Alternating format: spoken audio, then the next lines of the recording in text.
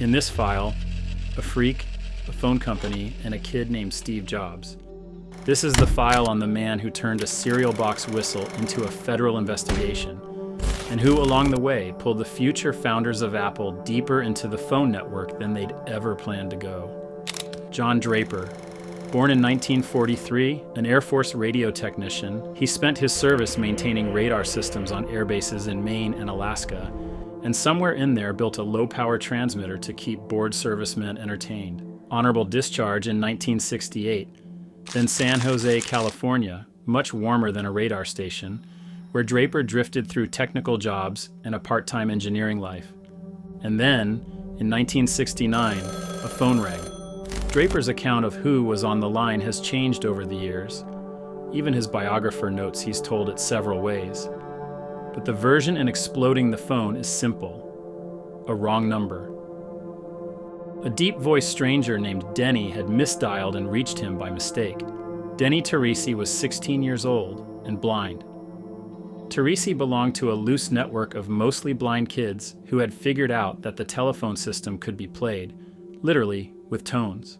One of them, Joe Ingressia, was already a kind of legend for. They were called phone phreaks, and they were about to gain their most relentless member.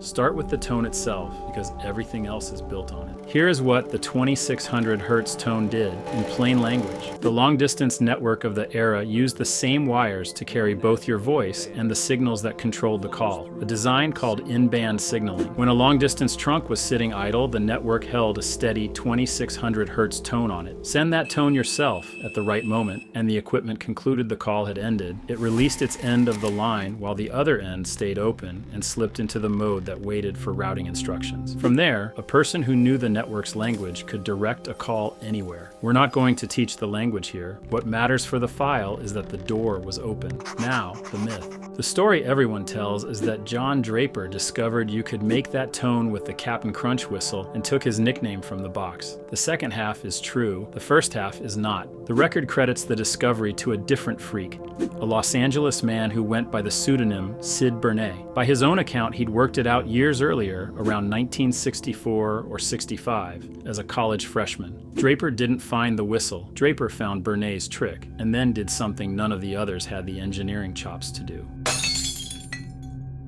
Because a whistle could only do one thing, the 2600 Hz tone, the open door. To actually route calls across the country, you needed all the other tones too, a whole keyboard of them. Teresi and another blind Phreak, a musician named Fetgather, knew Draper could build electronics. So they asked him, could he build a box that made all the tones? He said he could. And the next thing John Draper built would do everything the whistle couldn't. He built it that same night, a crude first effort, 7 switches, 1 for the 2600 Hz tone and 6 for the rest. In the Phreak's slang, it was a blue box. Soon he built a better one, and the Phreaks had somewhere to use it. By 1970, they were gathering on a kind of accidental party line, a number they called 2111, riding a misconfigured switch up in British Columbia that let a dozen of them talk at once. It was on one of those calls, talking with Ingressia about the cereal box whistle, that Draper picked his name, Captain Crunch. For a while, this was a subculture. Blind teenagers and tinkerers exploring a system for the joy of understanding it. Then, in October 1971, a magazine turned the subculture into a celebrity.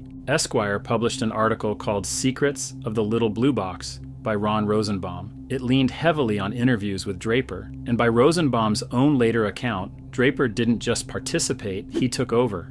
All throughout it, during the reporting of the story, he was injecting himself into the story, always managing to interrupt calls I was having with other phone phreaks to check up on me and demonstrate his talents. The article made the Blue Box famous, and among the people it reached was a college student in Berkeley named Steve Wozniak. Here's where the legend usually overreaches, so let's stay with the record. Wozniak read the Esquire piece, and that same day he and his friend Steve Jobs drove to a library, found the actual control frequencies, and started building blue box tones of their own. They were already doing it before they ever met Captain Crunch. When they finally tracked Draper down through a radio station in Cupertino and met him in Wozniak's dorm, what Draper actually added was specific. Lapsley puts it plainly. Woz was particularly pleased that Draper taught him how to call overseas with a blue box. Not how to hack, how to call overseas. The distinction is the whole point of telling this carefully. What the Apple founders did with it is its own piece of legend, and at least one piece is documented by the man who did it. Wozniak's own account is that he once used a blue box to place a call toward the Vatican in a thick accent, announcing himself as Henry Kissinger calling on behalf of President Nixon,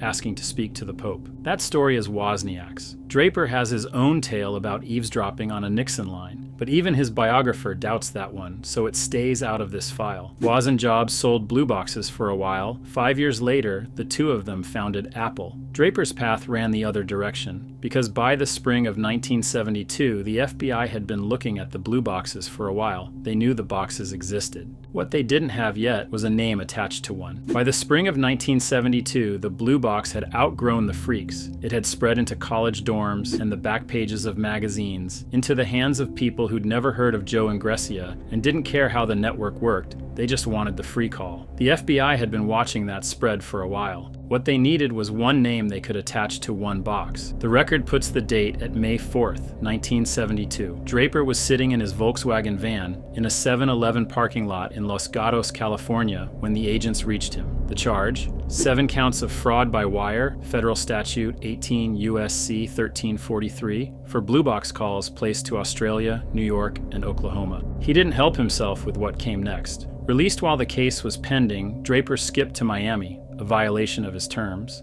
and that July the FBI rearrested him at a payphone inside a Queens YMCA. An informant had tipped them to the move. The man who built the machine to work the phones got caught twice on a phone. The conviction, when it came, was almost quiet. On November 29, 1972, Draper pleaded nolo contendere, no contest, to a single count. The other 6 were dismissed, and the sentence was not prison, a $1,000 fine, 5 years probation, the imposition of any jail term suspended. The judgment carried one condition worth reading in the court's own words: shall refrain from illegal use of the telephone or other such electronics devices for fraudulent means. A line in a court order. Draper would spend the next several years demonstrating how little it held him, because the conviction was the easy part of the story. What happened after, the part the legend turns into myth, is where the file gets harder to read.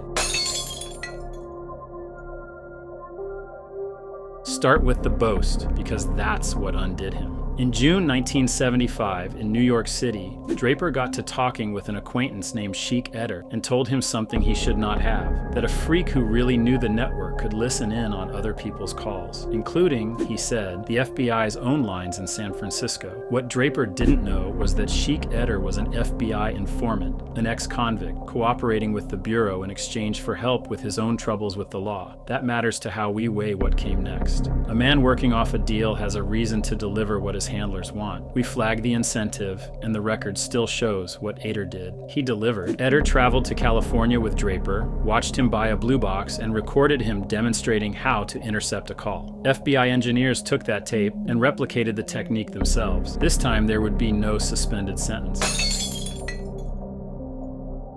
The second federal case, number C-R-76223, charged Draper with a single count of fraud by wire. The indictment's own language is worth hearing because it names the victim the legend usually forgets. The conduct had the effect of depriving said telephone company of revenues to which it was entitled. The free calls were never free. The carrier absorbed the cost. And in the end, so did the people who paid their phone bills. This time the sentence carried prison. 3 years in federal custody, suspended all but 4 months, served at the federal prison camp at Lompoc, California, where Draper arrived in October 1976. By several accounts, he was the first phone freak to do federal time. We can't pin that superlative to a primary record. It's narrative color, repeated by people who'd know, so we'll hand it on the way it reached us, by several accounts. And here's where the story wants to become a myth. The version you'll hear is that John Draper kept right on phreaking from inside prison, that he had a cassette loaded with the exact tones, and worked the prison phones with it. It's a good story.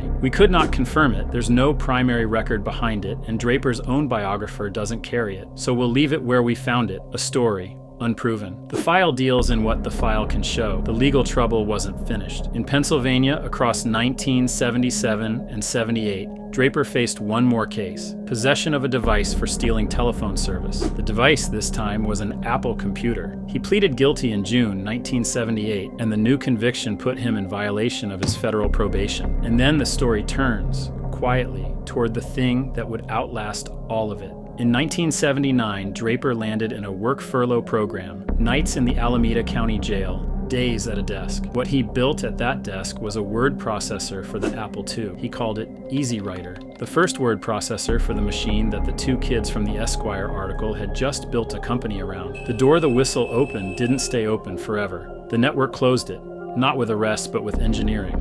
A new kind of signaling that moved the control tones off the line you talked on, where no whistle could reach them. The blue box died the way the cereal box whistle was always going to die when the system stopped listening, but the number stuck. In 1984, a magazine for hackers took its name from the tone that started all of it. It's called 2600. That's the file. Sources are next on screen. Every book, court document, and article we used. If you want to audit the work, you can. And if you want the next file when it opens, subscribe.